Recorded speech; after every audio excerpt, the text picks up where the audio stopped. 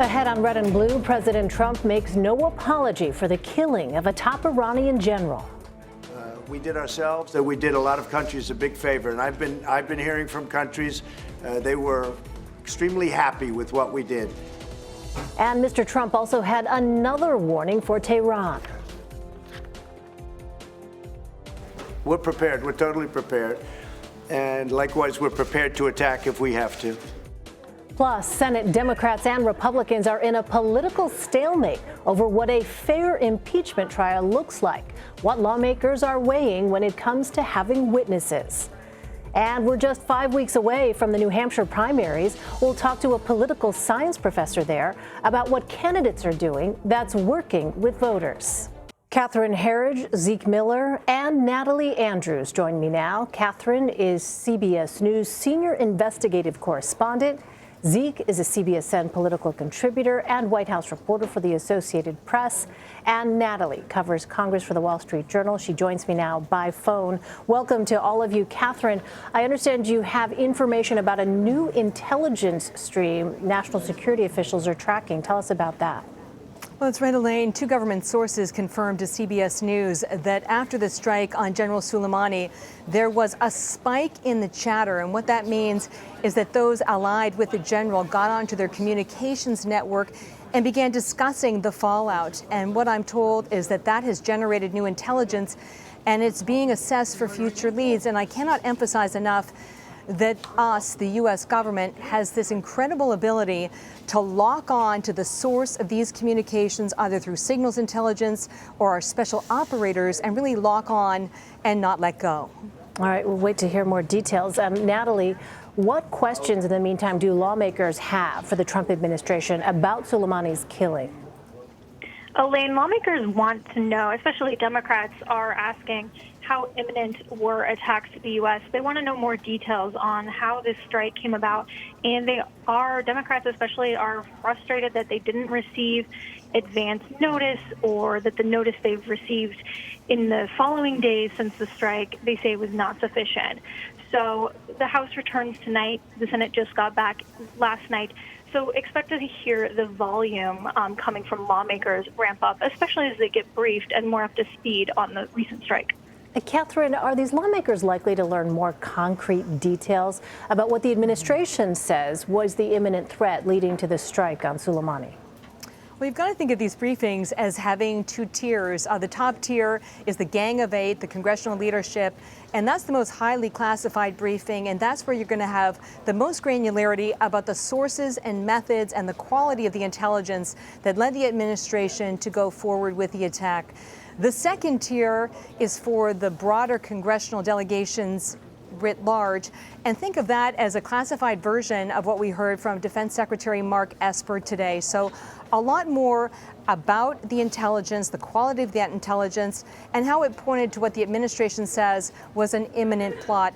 I was up on the Hill earlier today, and based on what I learned there, I anticipate that these briefings will be bifurcated. The first part will deal with the intelligence picture leading up to the strike on General Soleimani, and the second, and perhaps the most pressing element, will be on what lies next. What do we think these military movements that David Martin has been documenting at the Pentagon mean? Are they offensive or defensive? And if Iran is to launch retaliatory strikes, which is what the Defense Secretary indicated today, what are the likely targets for the United States in the region?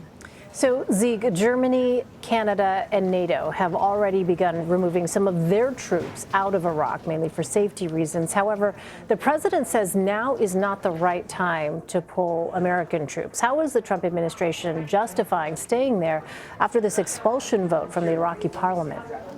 Well, there are two tracks going on. There are the immediate redeployments of some U.S. troops, and that is just for immediate force protection needs, from shifting them from some potentially particularly sensitive bases to more secure ones, and adjusting their mission profile so that they are not currently training Iraqi forces, and in some cases have stopped some of the frontline assault on the Islamic State in the immediate aftermath of that strike, in part for force protection reasons. The second is sort of the broader concerns raised by the Iraqi government about their loss of sovereignty and efforts by some pro-Iran elements of that government to try to expel the United States. The president is really trying to tamp that down and threatening sanctions, threatening other diplomatic action against Iraq if that were to happen, if U.S. forces were to be pulled out, arguing that that would sort of essentially open the floodgates for Iran to increase its influence in Iraq and also potentially for the Islamic State to once again rise up. So, Catherine, there's a pair of clips that I want to play right now. First, from Defense Secretary Mark Esper, then Iranian Foreign Minister Javad Zarif being asked if they feel the need for de-escalation. We're not the ones that have escalated this over the past arguably 40 years and certainly over the past several months. It's been Iran through its proxies, and it has consistently escalated this in terms of the size, scale, scope of their attacks. So we reached the point where we had to act in self-defense. We had to take appropriate action. So at this point, as I've said a few times now, the ball is in their court. What they do next will determine what happens in the subsequent moves. That's an act of war done in a cowardly terrorist operation, and Iran will take appropriate response to that. De-escalation means the United States not taking further measures to stop threatening Iran, to apologize to Iranian nation. But the action by the United States has consequences that will happen, and I believe it has already started. The end of U.S. presence in our region has already begun. All right, so given what we just heard there, Catherine, where does that leave things if both the U.S. and Iran are pointing to the other to de-escalate? Well, what caught my attention at the briefing this afternoon is the fact that the Defense Secretary said that the United States is open to diplomatic resolutions of the situation that we're in, and effectively was trying to offer a very public off-ramp for the Iranians. And the reason that got my attention is that over the weekend, Republican Senator Lindsey Graham told CBS News that he was going to personally urge the president to lay out a roadmap or an avenue to de-escalate with Iran and to hold out the possibility that there was a way for the lifting of the sanctions and the normalization of the relationship. So all of that bringing together, sort of dovetailing together into this idea that the U.S. government is offering Iran a very public way to take an exit ramp to de-escalation. But what also caught my attention was when Secretary of Defense Esper said that he anticipates Iran will retaliate. And that, to me, was a signal that the U.S. anticipates it and may be prepared to hold steady and not respond to try and push forward on this de-escalation possibility. So in the meantime, Zeke, we also heard President Trump back off his threat to attack Iranian cultural sites. Why might that be, Zeke?